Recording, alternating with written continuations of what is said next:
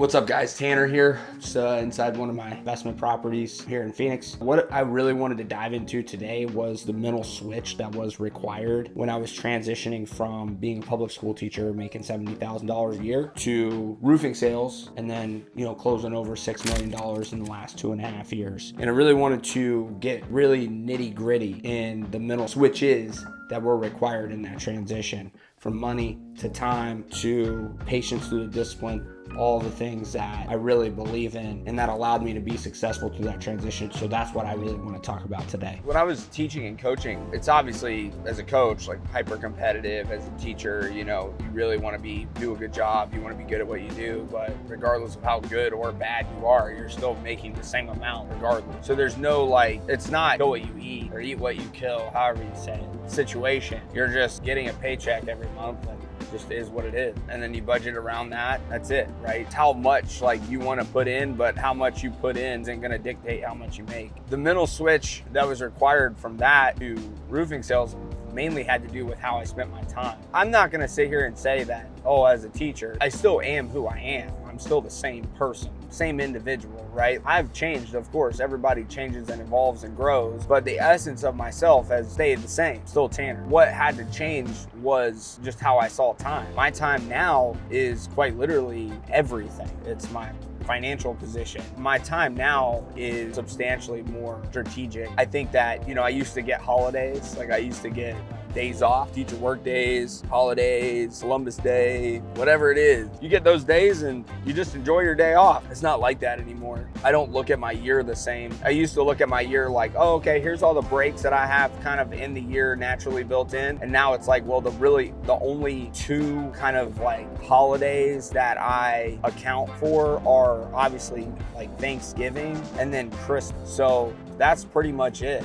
I look at it in 6-month spurts, really. You got Christmas, that goes through around Memorial Day, I think. Small breather, maybe, and then another 6-month sprint again to Christmas. So just how I chunk my year, looks different. But just the overall mindset is the inputs matter, and they matter way more. When you're in any kind of 9 to 5 where you're just getting a consistent paycheck every month, you can move a little different. You can afford to move a little different. But in roofing sales, I can't afford to say, hey, let me just go home this weekend and visit my family, or hey, my buddies are having a golf outing, let me go play some golf. Or I could if I wanted to, but there's consequences are more substantial. If I take a week off or I take a weekend off, that could be a lot of money. That could be a lot of money and a lot of opportunity. I wouldn't even necessarily look at it in terms of money, but just opportunity, right?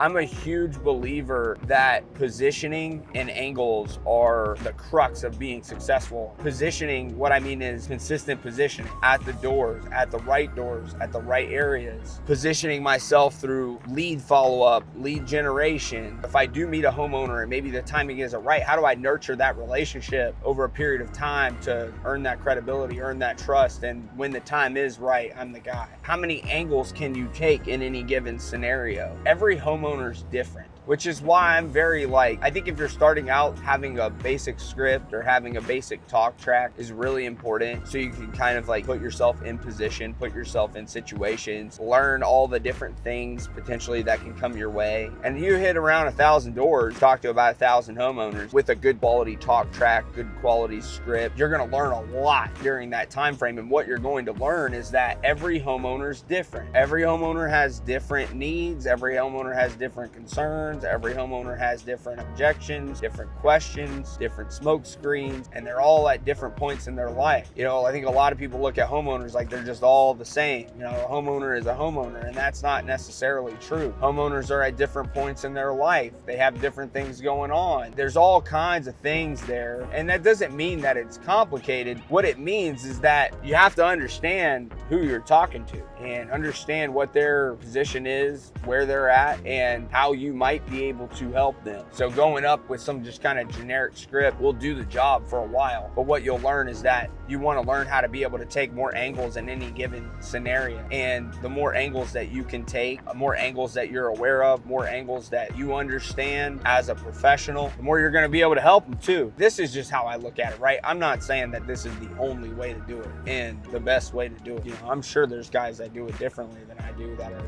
just as successful, maybe more successful. This is just how I do it. The one thing that has stayed consistent between teaching and roofing sales is that I've stayed the same person. I didn't try to become someone that I'm not. I didn't try to become somebody else. Stayed true to myself, stayed true to my values, stayed true to my intentions, stayed true to my work ethic, stayed true to my discipline, stay true to those things, and integrate that authenticity with the sales approach. I saw a question in a roofing sales group on Facebook the other day, and it was like, what's the best script? And they kind of missed the point with the question. It's a good question. And yes, there are some really good quote unquote scripts. The best script is an authentic script. It's one that's you. It's one that's congruent with you. That's the best script that you can have. It's something that's true to yourself and that's congruent with who you are. So regardless of whether I think someone's been in roofing sales, or transitioning into roofing sales, main thing is, who are you? What do you stand for? What are you about? And then is your sales approach consistent, congruent with that? If it is, then it's gonna be more fun too, if you are who you are. I can't imagine going out and acting, being someone that I'm not. I think that's really important. Yeah, I think about money a lot differently now. First of all, to be clear, I don't think there's anything wrong with being a money motivated person. I'm personally not a huge money motivated person. I get way more satisfaction out of competition and helping and relationships and things like that. That's where I get a lot of my satisfaction from in roofing sales. But how my mindset, how I understand money has definitely changed. I'm way more frugal now than I ever was. Way more frugal, way more mindful, way more strategic about money, where I put it, what I use it for. I've said this a lot, like I don't even have a watch on my hand right now. I'm not even wearing a watch. I think a lot of guys, they'll go out and they'll buy a luxury vehicle or Rolex or something, and I would rather put that money and let that money start working for me. I'm knocking doors right now, one, because at the end of the day, I have to right now. I have to knock doors right now. And I want to knock doors right now. Like, I still enjoy doing that. But it would be great to be in a position to where I don't have to knock doors, but I'm knocking doors just because I want to. I'm still doing this because I want to do it, not because I have to. The beautiful part about this is that if you do put your money in the right places, you can't put your money in the right places if you're just going out and blowing it 20 ways to Sunday and buying unnecessary stuff. And I've just gotten more frugal, really. At the end of the day, I've just gotten substantially more frugal. And I think that's something that is really important for guys that are starting out, that really are successful, that start to see a lot of success, is understanding that, hey, here's what you can do inside of 24 months, right? If you play your hand right and you get the right results inside of 24 months, like, you can do a lot of really cool stuff, especially at a really young age. I mean, I'm 37,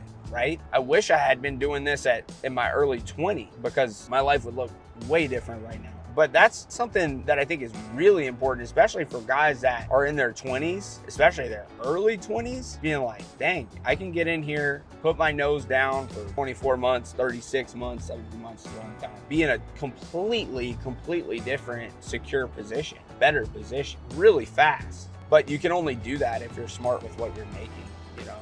And I think it makes you value deals more, not taking things for granted, stuff like that.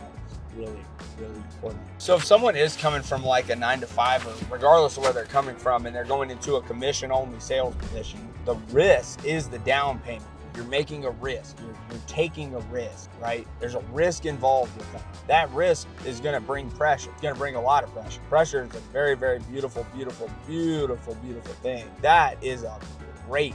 The pressure is a great thing. Getting really comfortable in that pressure, not avoiding the pressure, becoming one with that pressure, knowing that pressure is going to come. But that risk is the down payment. That's the scariest part. Learning how to do this, learning the skill, isn't the scariest part, because you have to understand the skill.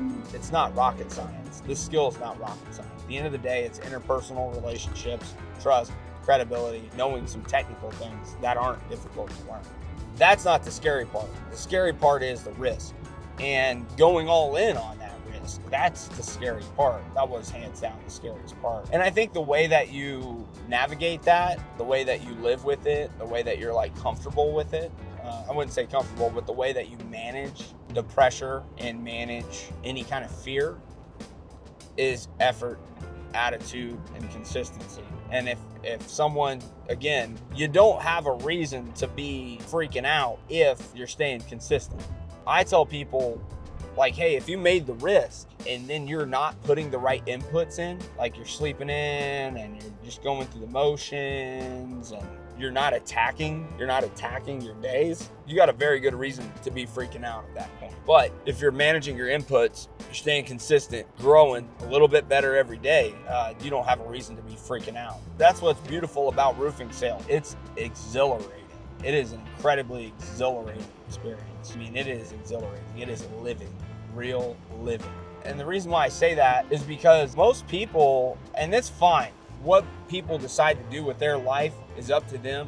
Again, I don't necessarily believe there's a better or best or whatever. It's whatever people decide to do with their life. But most people will never put themselves in, never make that down payment. They'll never take that risk. And consequently, you'll just kind of end up, in some ways, going through the motions. And that works for some people. But that wasn't going to work for me anymore.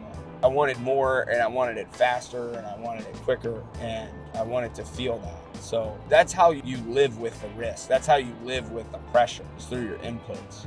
And I think if you're in roofing sales and you're not feeling pressure, you don't feel any pressure, then I don't understand that. But pressure is a natural part of this, something to expect, and it's a good thing. It's a good thing. But that was the scariest part. So I think the real gritty takeaway from this is that, have you taken ownership over your life and over your time and over your outcomes and over your inputs? Have you taken full, unequivocal ownership over that? That is, whenever you're making that transition, taking full ownership over everything in your life is an absolute necessity, because you're not working for someone else. Like, you're not answering to someone else isn't writing your checks, like someone's not just paying you every week for showing up for a certain number of hours. In this space, you have to be the owner and the operator of your life and your time in an extreme way, which I think results in some amazing transformations for people. That's the real takeaway. That's what has to happen. As always, thanks for watching. Please like, subscribe. I love reading the comments, even the haters. Click the link below if you're interested in chatting with me.